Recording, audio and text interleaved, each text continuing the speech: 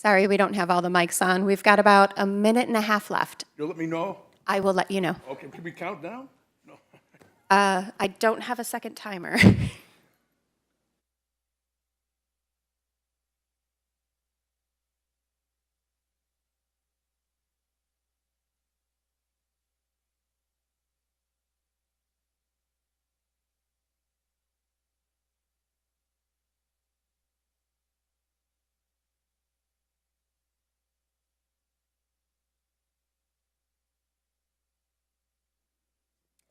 One minute.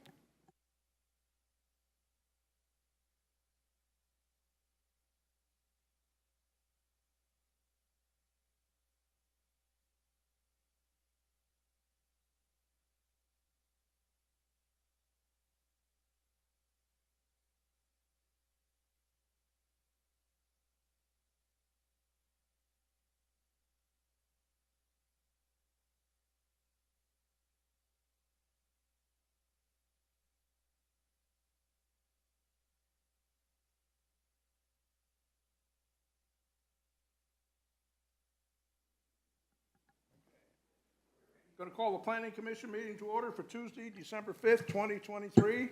Can we get a roll call, please? Commissioner Richards, Here. Alderperson Denham,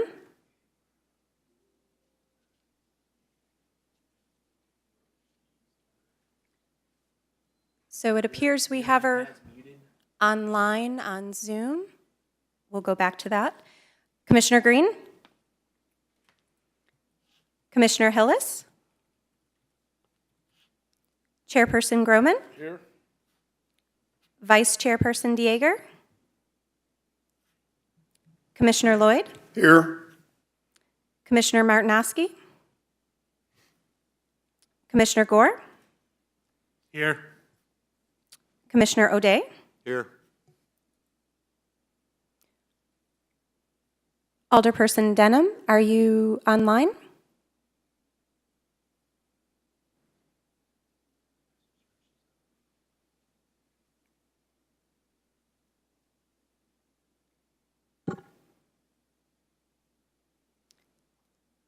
Okay, Do we have quorum without her? we need 6 members for a quorum. We have 5 present.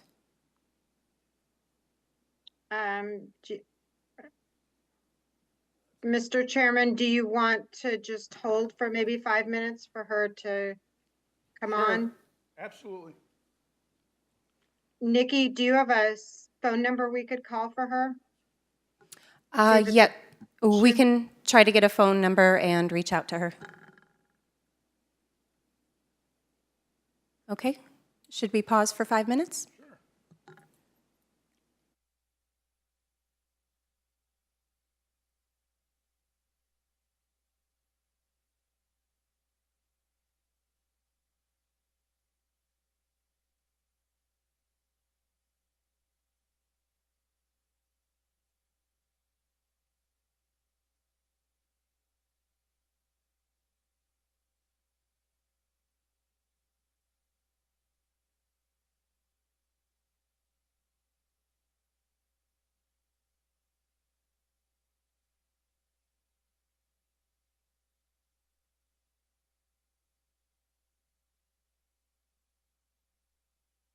We have her on. She just has to be present for video for the vote.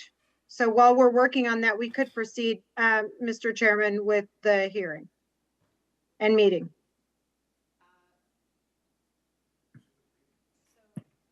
Can you say that again real quick? Sorry, you were muted. Sorry. We can go ahead. Council Alderman Denham is on the phone, so she is present. She's working on the video. As long as she is present, she only has to be video seen when it comes time for the vote. Okay. So you now have quorum because she can say that she is present, Nikki, if you ask her, and then you'll be able to report we have quorum. Works for me.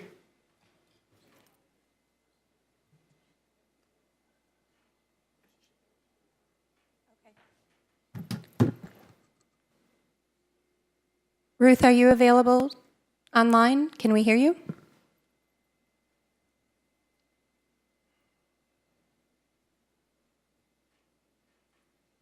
Well, she was on a minute ago. Here we go. We have a visual. Can you unmute? Does that mean we have a quorum now? We can go? Yes. She needs to say to Nikki, though, that she's present, and then we're good. I'm present. There we go. We have a Now you can quorum. announce quorum. Okay. This is a time in our meeting where anyone from the public can speak in regards to items not included on tonight's agenda. Everybody wishing to speak will have the opportunity to be heard. We ask that you be mindful of everybody's time and refrain from making comments that are repetitive. We ask members of the public to please keep your comments to 5 minutes or less.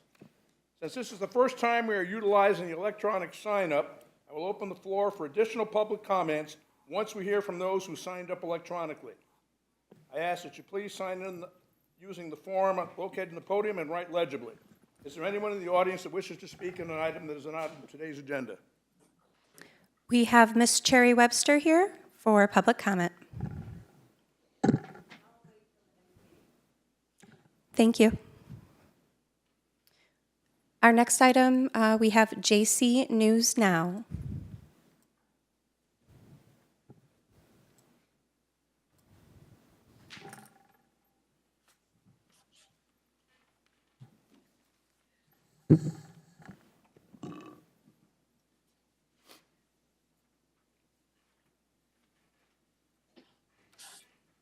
Are we ready? Oh, we're ready. All right, I attended the last meeting, and I just brought to attention that normally, traditionally, we begin all public meetings with the Pledge of Allegiance, and I was met with, we'll take it under consideration. And then I asked, can we say it now? And I was met with, we'll take it under consideration. So I ask you gentlemen now, can we say the Pledge of Allegiance? Let me hear, who said we take it under consideration? The board. Okay. I don't remember it either, sir, and I was here. Okay, it might have been another meeting. Anyway, Might have been another meeting. it still goes to show, aren't we going to say the Pledge of Allegiance? Isn't this America? This most certainly is America, sir. Well, I was hoping we could do that because my relatives are veterans and they fought, bled, and died for that flag right there. And I think it's very important to show the public that Branson is a very patriotic city. It'll take about 30 seconds. Is that okay? Is that too much to ask? Or do we? It's not too much to ask, sir. I'm a veteran also. It's just not on our agenda. As the chairman, I can assure you that I will address this personally before the next meeting to see what we can be done. Yes, sir. Is that all right? Yes, sir. I sure appreciate that because I love this city and I appreciate you for your service, sir. You bet. Appreciate you speaking up and bringing it to our attention. We'll take a look at it. Thank you, sir. All right, thank you. You betcha. First item on the regular agenda is the approval. Oh, is there anybody else who wants to speak? I'm sorry, I said we'd take anybody that didn't sign up. Okay. First item on the regular agenda is the approval of the Planning Commission minutes for September 5th, 2023 regular meeting. Has the commission had a chance to review the minutes? Are there any comments or concerns or questions regarding the minutes? Sherry, if you want to come up, then I'll get the comments from the board if they have any. You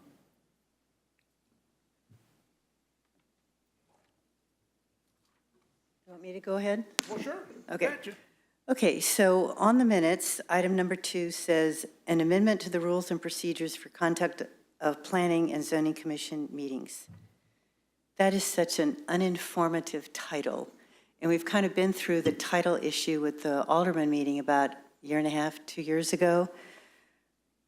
When businesses present themselves online, one of the objectives is to minimize clicks.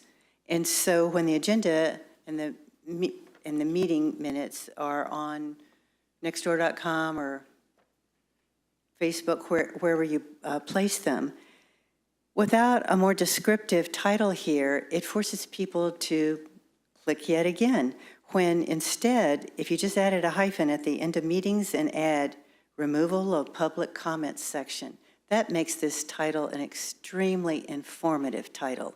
It might even generate an interest for people to come. Below the title, there's a whole list of Calusi presents the item, the commission discusses it, the chairman asks for public comment, the chairman calls for a vote. You can copy and paste that for the minutes you have from here to eternity. Then there's one variation that says Branson resident Sherry Webster spoke. That's it? I don't remember the September 5th meeting quite like that. There was way more than just Sherry Webster spoke. For example, you could add 3 more sentences. Commissioner Lloyd didn't want to hear the speaker's comments and asked Chairman Groman to halt the process. Chairman Groman readily did so. City Attorney Dodge said nothing. And I thought the city attorney was to be present at these meetings so they can ensure that the procedures are followed correctly. I was informed after the meeting, about 2 hours after the meeting, that Attorney Dodge had contacted Gary Groman and at least Alderman Denham and was told that the speaker had every right to finish the comments on those agenda items.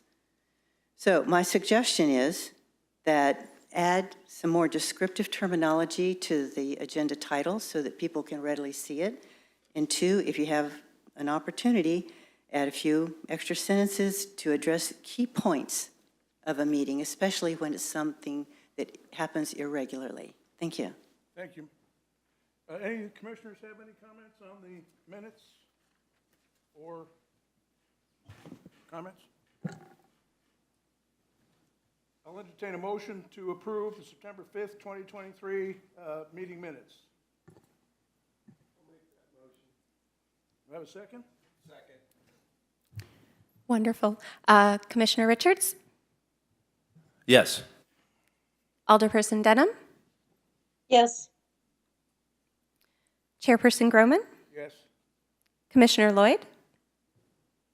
Yes. Commissioner Gore? Yes. Commissioner O'Day? Yes.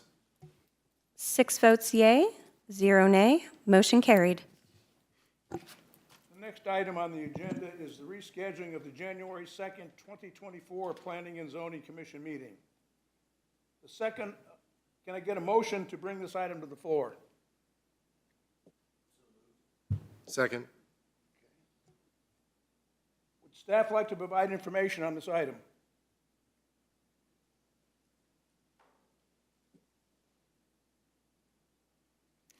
Jennifer Thompson, staff planner.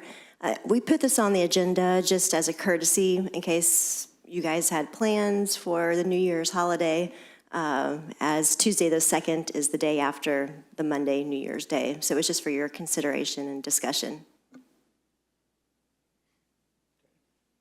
Any comments from the public? Any of the commissioners? Yes, Phil? So I have a comment is, do you anticipate having that meeting anyway? Is there items to come forth? We do have at least one item scheduled for the January Planning Commission, yes.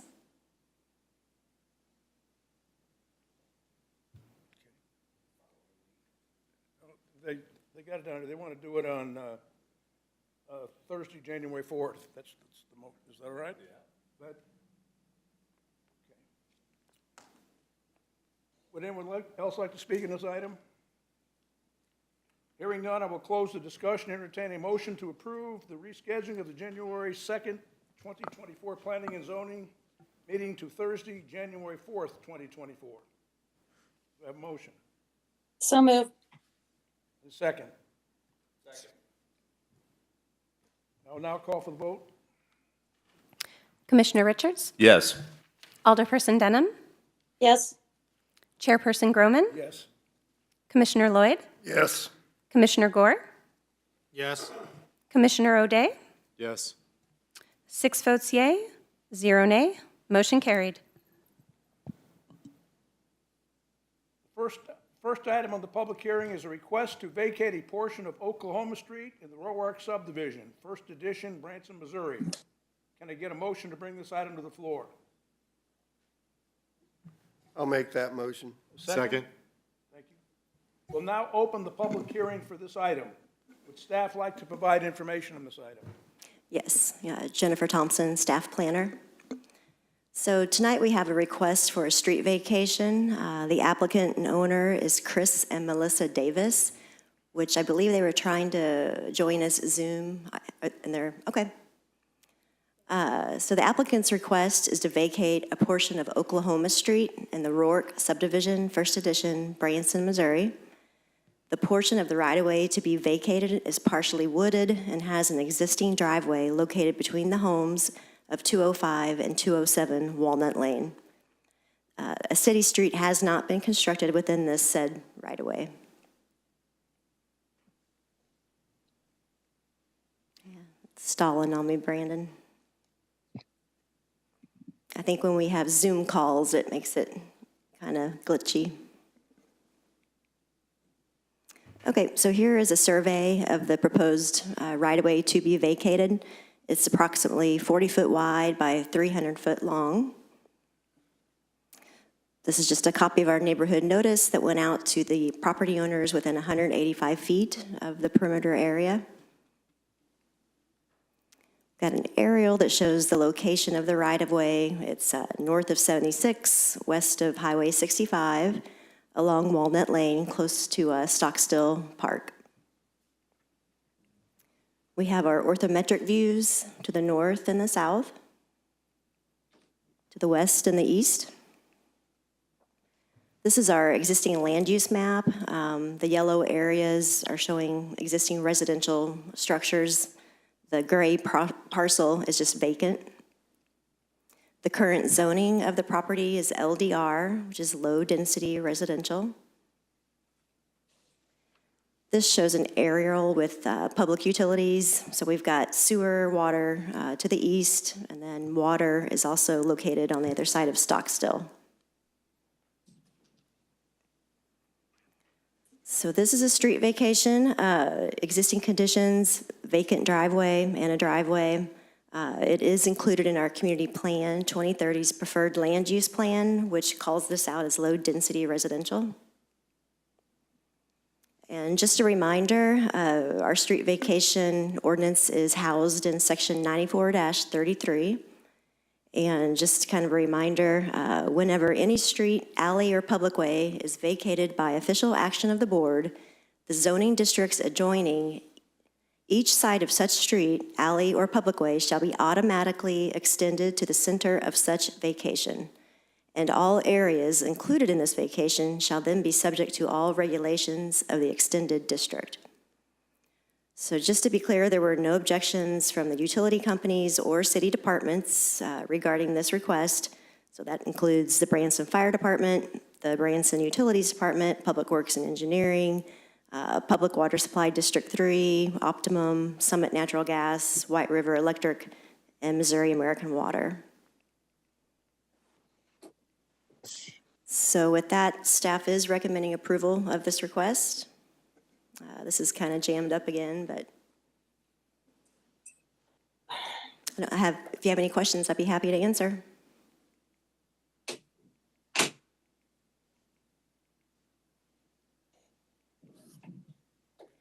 It's going crazy. It's going crazy.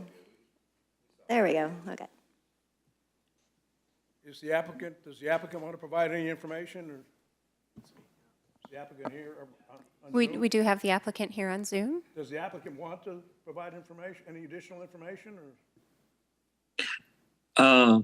Hi, my name is Chris Davis. I don't have to provide any real additional information. Part of the reason, though, for this is we actually own the vacant lot. It's divided with our other property by this street, and so that's one reason we're doing this, is try to join our property.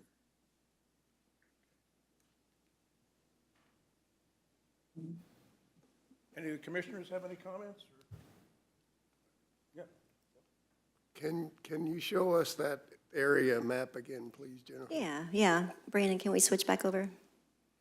Yeah, I can point out to you the properties that the Davises own.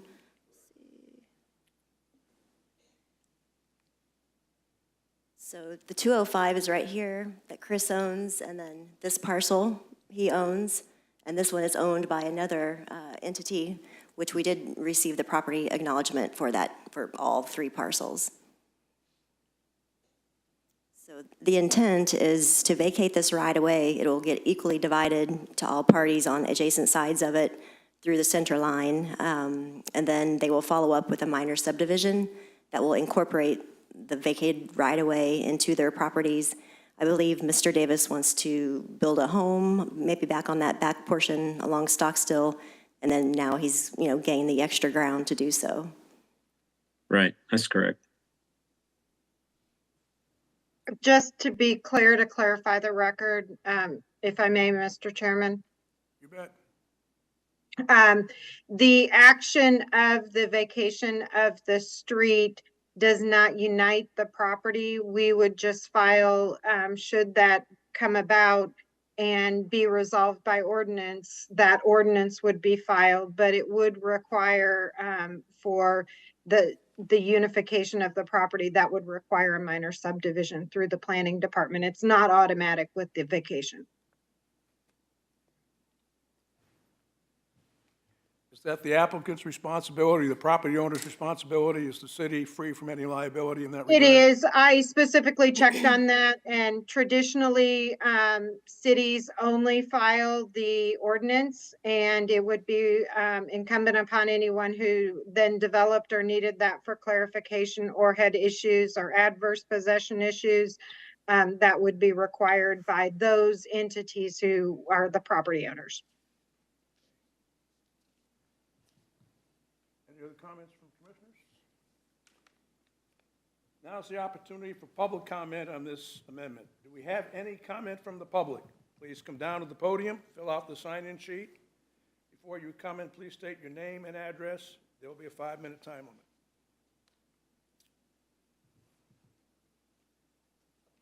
Would anybody else like to speak in this item? Hearing none, I will close the discussion and entertain a motion to approve the request to vacate a portion of Oklahoma Street in the Roark subdivision, First Edition, Branson, Missouri. I'll make that motion, Mr. Chair.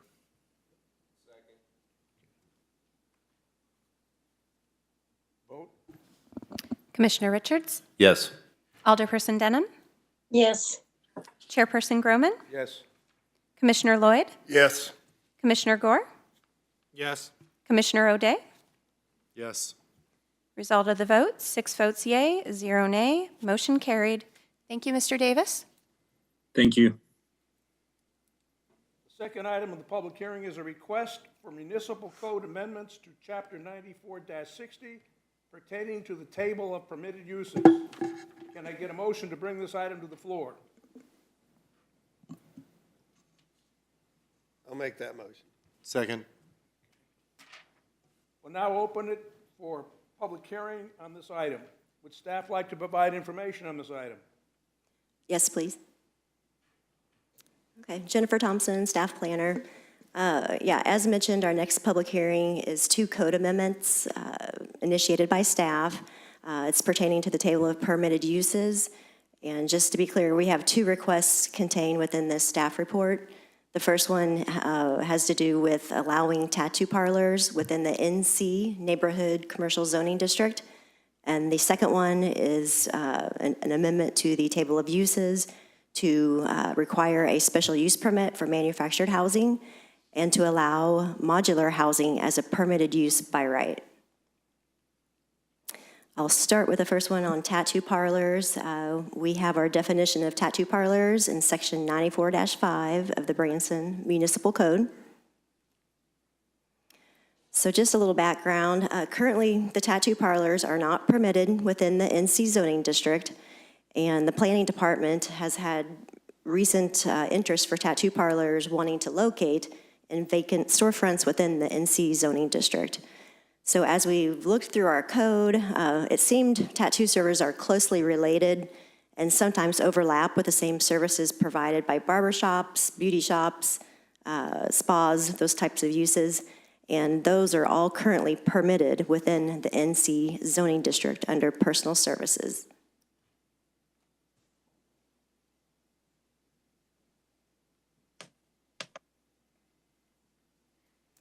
So, and also in researching the licensing process with the state of Missouri, we found it's a pretty tedious and tightly regulated process for licensing. Several steps have to be taken to become a licensed tattoo artist.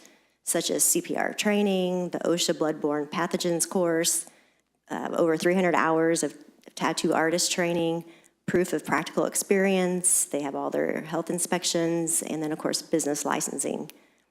So with these reasons, staff proposes to amend the table of permitted uses to allow tattoo parlors within the NC zoning district. Be happy to answer any questions. I thought I might pause and have the questions for the tattoos first and then go into the second portion, so. Any commissioners have any questions? Am I correct that we're just permitting tattoo parlors to be basically operating in the same place? We permit barbershops, beauty parlors, and that kind of thing, so it's just. That's correct. Mr. Chairman, Yes. I have a question regarding this item. Are we going to be able to vote separately on each amendment? Holly?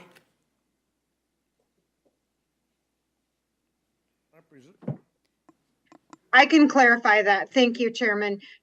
Yes, there are two essential issues that are being presented under one. If a person, a member of the board, is in support of only one, they can make a motion to amend approval of, say, in this case, it's the tattoo parlor, omitting the manufactured homes. So that can be done as a motion, and then that motion gets voted on, and if that motion carries, the remaining can be tabled indefinitely, postponed indefinitely, can be postponed. So it can be done once we're done with the presentation, and it's up to you guys. I can help walk through that. You want us Thank to you go so- through the whole presentation, or can we act on the tattoo parlor now and then consider the other one? Because it is one, you have one public discussion, one group discussion, one set of presentation. While she's breaking it down, once you then close public comment, then you would have that discussion and look at that motion. But you need to allow for the public comment as well as the discussion amongst members. Thank you. Do we take the public comment on the tattoo portion now, or do we wait till the whole thing is done? You can if you wish. I wish. Does anybody want to speak on the tattoo amendment at this particular point? We'll try to keep it clear that way before we go on to the second item. Sir? Okay, my initial concern, and I think I understand it now well, but is the neighborhood commercial designation. And I wanted to protect the neighborhoods, but this doesn't infringe on the neighborhoods. Am I reading that correct, Jennifer? So this proposal would allow for this use to be permitted in the neighborhood commercial zoning district. Right now it is not, and typically these neighborhood commercial zoning districts are kind of on the fringe. We have some that's right on 76 Country Boulevard off of Highway 165. The places that we've seen these folks wanting to set up their shops seems appropriate.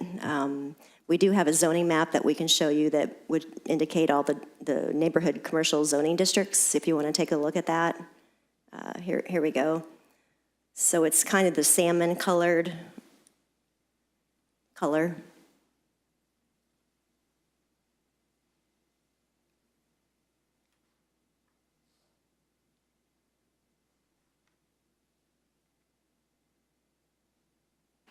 I mean, typically the neighborhood commercial zoning district is kind of reserved for more of your smaller retail, maybe a small grocery store, that type of thing. I think with the regulations that these tattoo artists have to go through and the licensing, they're more regulated than a lot of different retail uses that are out there right now.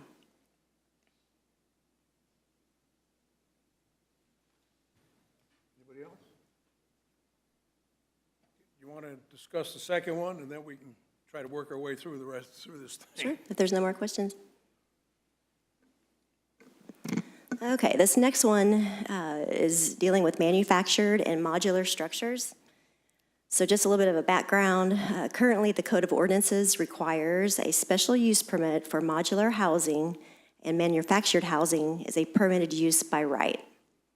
So staff is proposing to reverse the permissions by designating modular housing as a use by right and requesting a special use permit for manufactured housing. Staff feels this is probably an error in our table of uses, which is why we're addressing it. So this is a photo of a modular structure. It's under construction in this photo, but so modular housing is reviewed based on the IRC, which is the International Residential Code, and requires the interior inspections for plumbing and electrical and those sorts of things, and it's considered real property. This image is going to be your typical manufactured home. It does not have the foundation. It's on the chassis. It has the tongue for the trailer hookup. And typically, manufactured housing is reviewed based on the appendix of the IRC and does not require the interior inspections for plumbing and electrical. It's considered personal property with a title similar to like an RV. And so this kind of how this came about is it came to the city's attention. We've been fielding phone calls from citizens that are interested in constructing manufactured housing within the city. And so currently, this use is permitted by right in the Ag, LDR, MDR, and HDR zoning districts. And so our code of ordinances, as we've been getting these calls in, we look at our ordinance and we have significant list of conditions that manufactured housing is required to meet. Modular housing, which requires the special use, does not have any conditions tied to the use. So staff feels that the land use of manufactured housing is a use that was intended to be a special use permit to provide another layer of regulation. It must be met for compliance, and it has to be approved by the Planning Commission, and it kind of serves as another check and balance for this type of land use. This is the list of the conditions that are housed in our Chapter 94 for the manufactured homes. And I highlighted a few of them. So they have to meet things like the roof must be a gable, hip, or shed. The materials, it goes into materials that have to be residential in nature. It talks about the shingles, the materials for shingles for the homes. It has to have the window treatments that are compatible with those of the neighboring properties. It talks about the building permit process, has to follow the manufacturer's installation manuals. It talks about the exterior foundation materials, the tongue and the running gear, including the axles, have to be removed. And it has to have permanent steps at all exits. So this would be the list of items that we would need to be sure that if this type of use is proposed, that they're going to be in compliance with.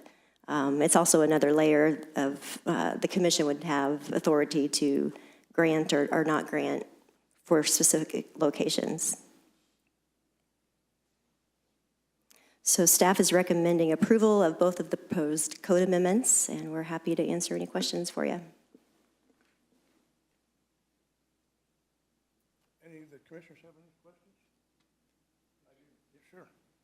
Well, I talked to Jennifer before the meeting, and I think we've got a little bit of confusion in our terminology here. And I'm looking at a manufactured structure and that definition, and I'm just going to put the word mobile home is what that would be. Then we've got a modular housing definition, which would be like a prefab home type thing. And then as we go on, we have a term called manufactured homes, which are a modular home.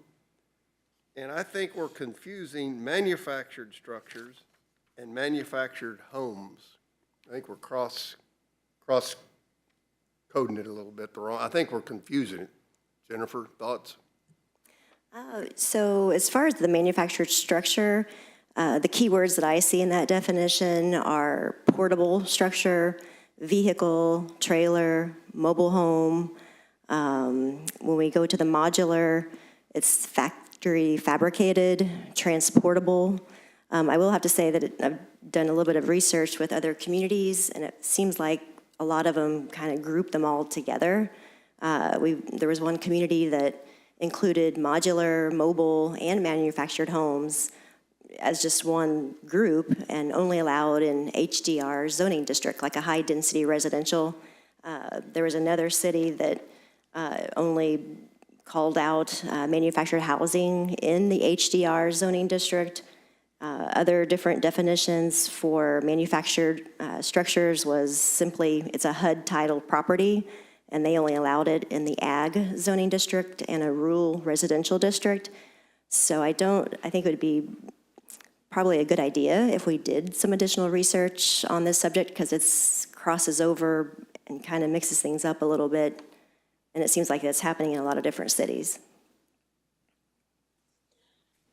Mr. Chairman? Yes, ma'am. Yes, to piggyback on to Commissioner Lloyd's comments, I recall, and quite a few years ago, the city put a moratorium on the manufactured housing and only allowed manufactured housing in a mobile home park. I don't know when the switchover took place, but I feel it's very important that we continue to protect our low-density residential. And I'm going to make a request to make the amendment to separate these two items so that we can look more deeply into the manufactured and modular housing.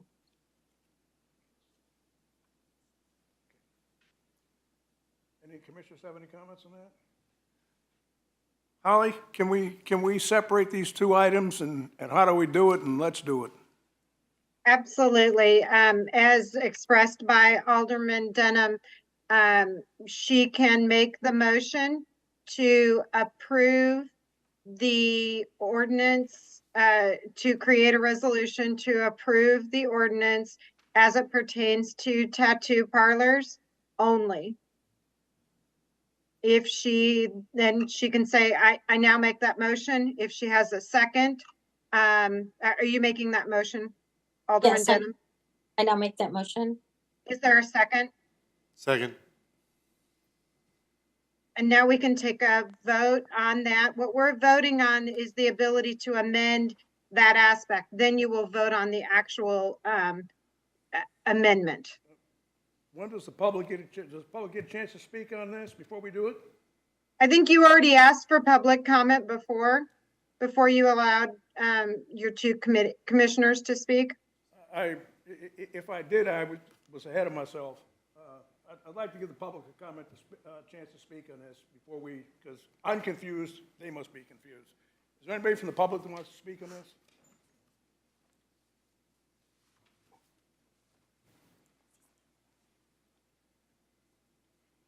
I can understand how the modular might fit into an existing single-family subdivision, but the mobile aspect, I mean, if you looked at Branson North or Country Bluff Estates, there's still vacant lots. It doesn't seem like it would be appropriate to put the manufacturing, which I think you said is equated more to mobile structures.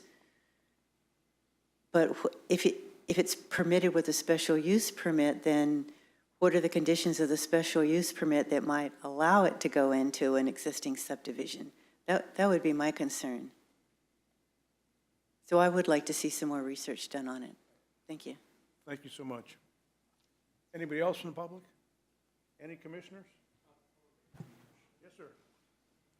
So just something to clarify a few of these terms. I've been selling real estate here in Branson for 20 years.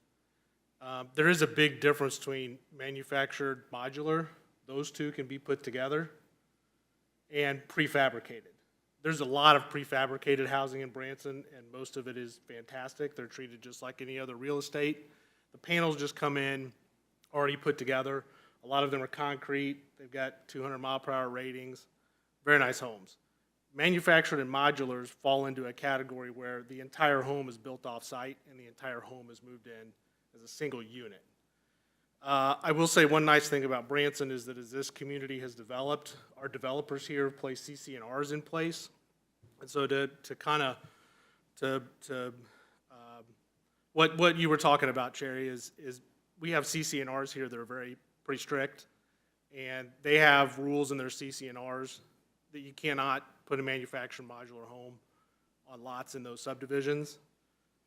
And so there are areas in Branson, there are some mobile home communities and some areas inside the city limits that probably would fall under this that we probably need to address and make sure they're defining manufactured modular correctly and that they're going and getting the correct permits and being put in the correct places to fit in with the community.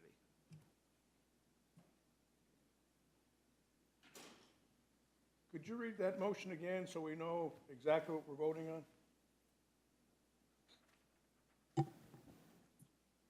Holly, correct me if I'm wrong, but we're going to amend the resolution so it pertains to tattoo parlors only. Is that correct? That is correct. And the second part will take place at some other meeting, right? After we approve this resolution, if it gets approved, then we will approve the resolution as amended. Is that correct, Holly? Yes, then we'll have a vote on approving it as amended. So then we still have an agenda item that is not addressed, which is the manufactured and modular homes. And I believe, based on all of the statements that Alderman Denham is going to make a motion that the issue regarding manufactured and modular homes be continued to a date certain. And then the staff can come back with further reports of the discussions that have been had and the ferreting out of the issues in regards to definition and processes. So to That way summarize, you're still under the notification for the public hearing. we'll probably have 3 motions and votes. So the first one will be to, the vote will be to amend the resolution as it pertains to tattoo parlors only. Okay. And after that, if it's approved, we'll have another motion to approve the resolution as amended. After that is done, we can have a third and final vote, and that would be to postpone the amendment pertaining to manufactured and modular homes to a date certain, and that can either be in January or February, whatever the commission prefers. I hope there's nothing else. We'll be here having Christmas dinner, but let's go ahead. So, I would note that if it gets postponed to a date indefinitely, which is also an option, then at the end of the term, end of April, that would go away. But it's a better practice to continue to a date certain since this is a publicly noticed hearing. Okay. Anybody want to speak on the first one? Go ahead and have a vote. and we did receive a first and a second, correct? For the Yes. motion? Okay. So we'll go to a roll call vote to amend the resolution as it pertains to tattoo parlors only. Commissioner Richards? Yes. Alderperson Denham? Yes. Chairperson Groban? Yes. Commissioner Lloyd? Yes. Commissioner Gore? Yes. Commissioner O'Day? Yes. We have 6 votes yea, 0 nay. Motion carried. And we will need a motion to approve the resolution as amended, a first and a second. As it pertains only to parlors, I'll tattoo make that parlors. motion. Second. All right.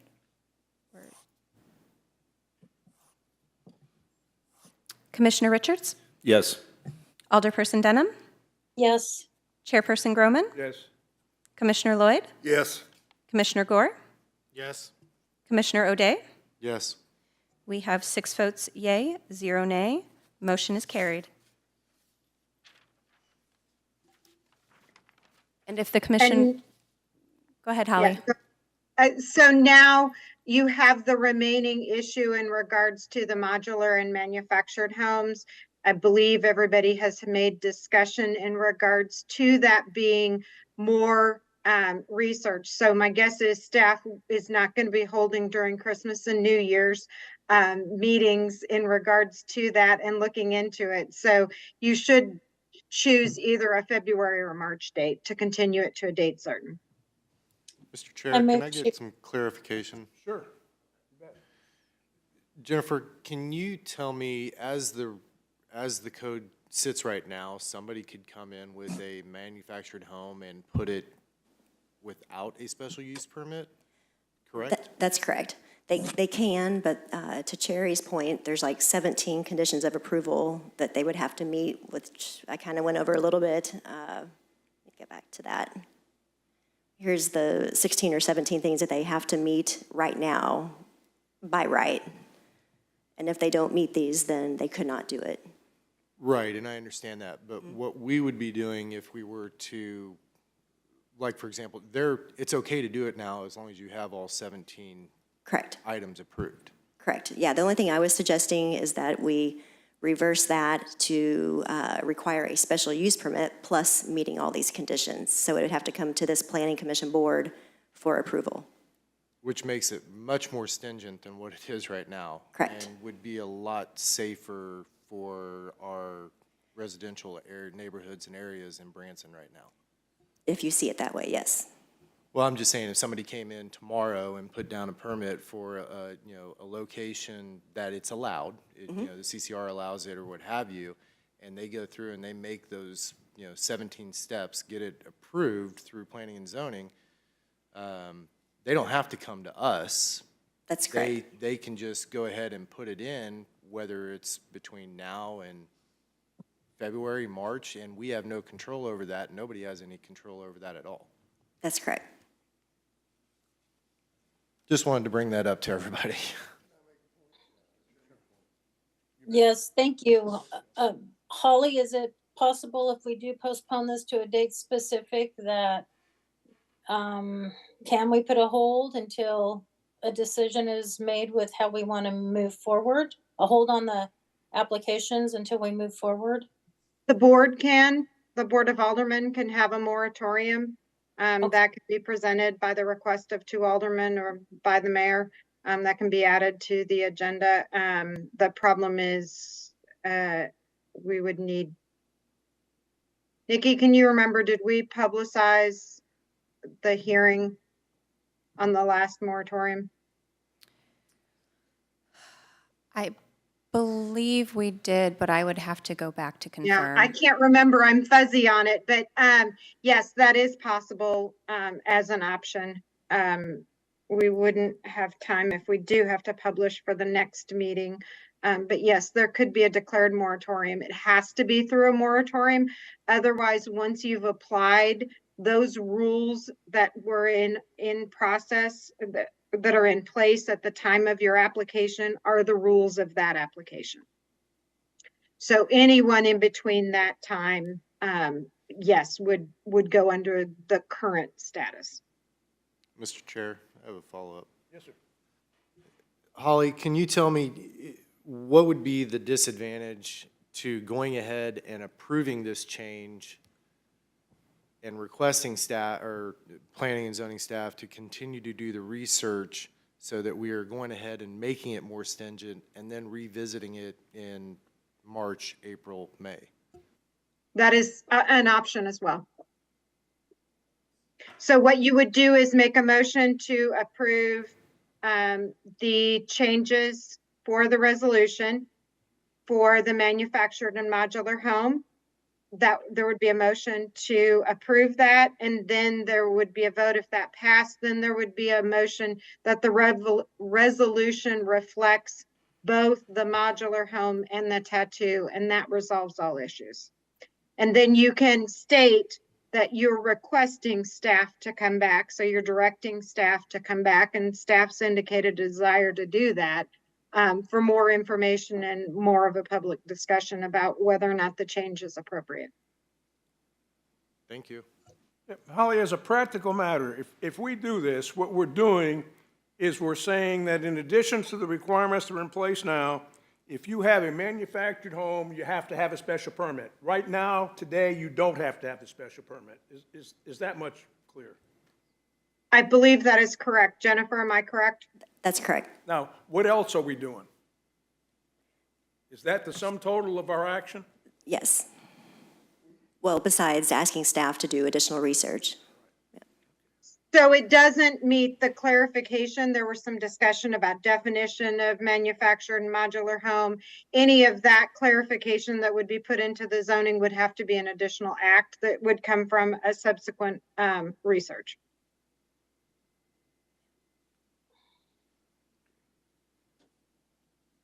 So in your question, Mr. Chairman, the manufactured structured homes now are permitted. The modular housing is now a special use requirement, and we're going to flip that around. That's what we're going to do in this. So we're doing two things. We're requiring it for the manufactured and taking it away from the modular. Why, Sir, how do you feel about that? why can't we just switch the manufacturer to require a special use permit and leave modular alone until such date that we define what everything is? My industry, the way that we look at it, and when these homes are bought, sold, transferred, placed, they're the same thing. It doesn't matter from a lender standpoint, from a purchase standpoint. Modular and manufactured really are interchangeable. They're built somewhere else and they're moved onto the property. And until that's defined, I'd suggest that let's change manufactured to requiring a special use permit. And if that's the way the home is brought in, let's make them all meet all the requirements. I do want to state too, though, that to address Chuck's concern, I cannot think of anywhere inside the city limits in Branson where the CCNRs are going to allow anybody to bring a manufacturer or modular home in and place it on the property.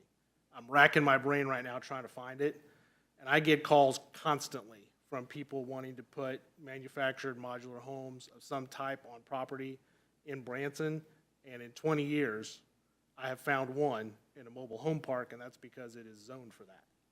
Everywhere else inside these city limits, they've got CCNRs that prevent it.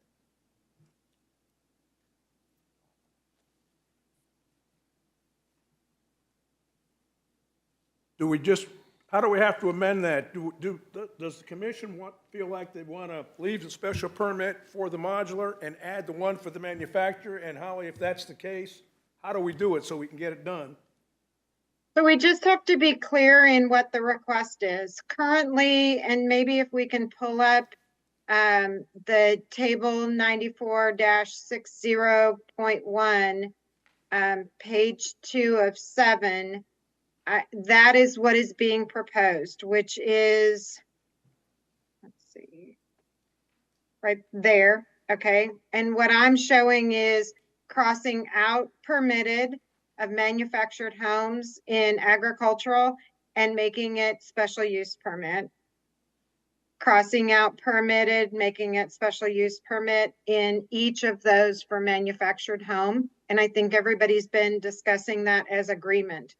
As to modular home, if you look in A for agricultural, it's S and P. So it would be permitted and special use. Is that correct, Jennifer? I think what they're suggesting is that they want to have modular housing as special use permits, all for ag, LDR, MDR, and HDR. Okay, so it would strike the permitted. Correct. In this page 7. So the motion would be to approve. The motion would be to amend the approved resolution to include the suggested changes for manufactured and modular homes, with the exception of making all modular homes special use permit and not permitted. So someone would make that motion, someone would second, and then we would vote on it again as it stands. This is just making the motion, because we're amending what you already approved. I've got a comment. All right, modular housing is now a special use need, and we're talking about possibly letting it go to a permitted requirement. And that isn't what I heard from our attorney. Holly, the outcome of what you're proposing would be that manufactured and modular would both require a special use permit. And I thought that was the request. And that was my suggestion, is that we make them both require a special use permit.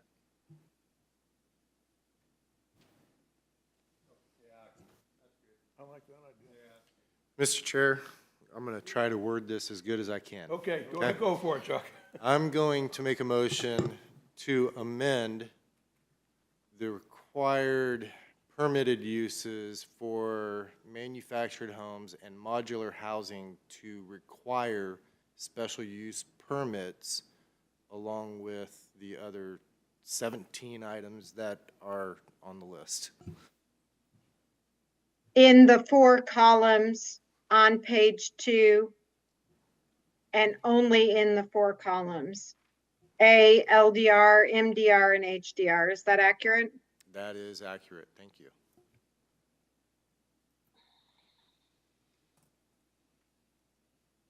And so at this point, Mr. Chair, you would ask for a second. Second.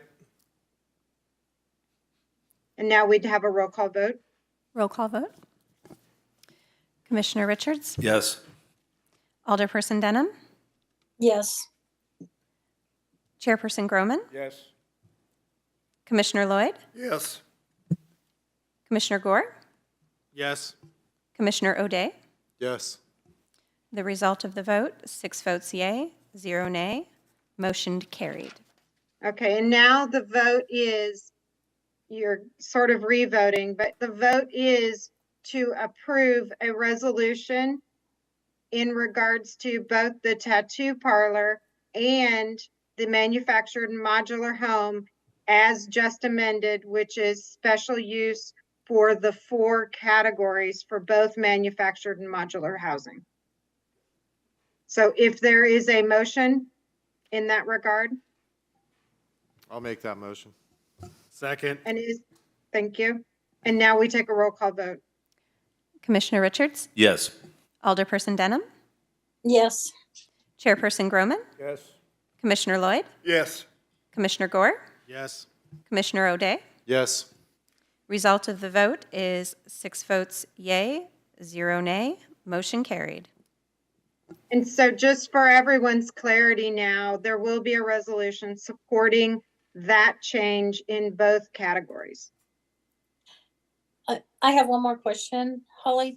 So this goes to the Board of Aldermen, and at that time is when any amendments to that can take place, whether it's a moratorium with Yeah, you actually have kind of another bite at the apple, so to speak, in that it can be addressed because the board is merely getting recommendations from the PNC.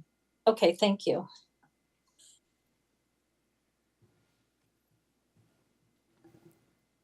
So do we need a first and a second on this? No, we're done. We're You've done Okay. it. Yep, you've resolved this issue. You've resolved all of the aspects that were on the floor in regards to the resolution. So the resolution has been completed, and now I think the next on the agenda is reports. This concludes the public hearings for tonight's agenda. Now on to reports. Yes, and Have any reports? Yes. I would like to introduce our new Assistant Director of the Planning and Development Department, Amanda Ross, and she's going to give the reports. Hello.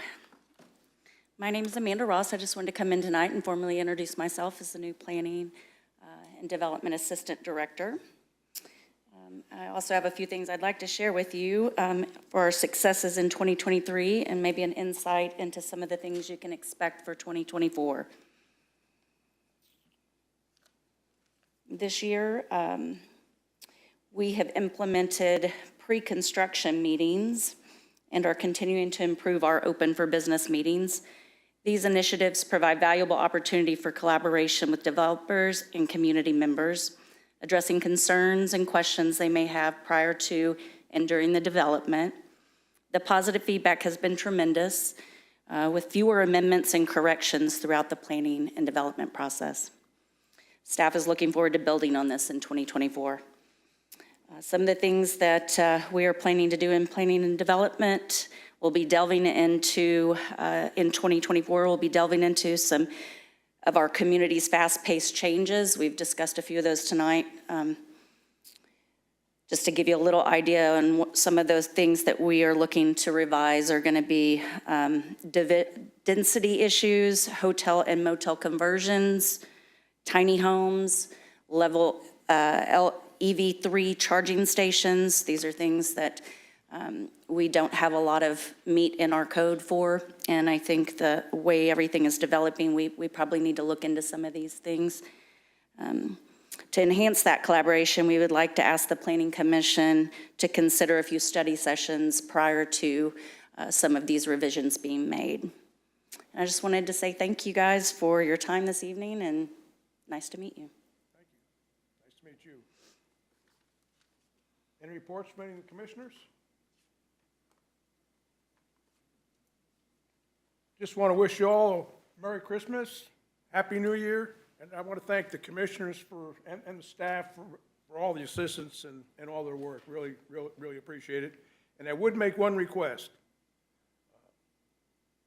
Let's have no more of this stuff where we have things as diverse as tattoos and modular housing in one action. That just doesn't make any sense to me. I mean,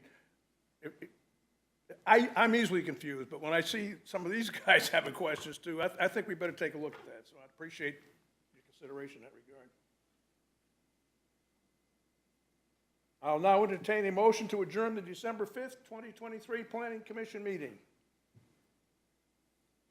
Motion.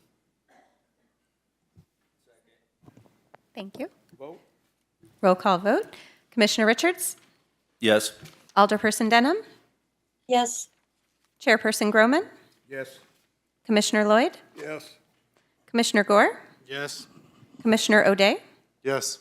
Result of the vote, 6 votes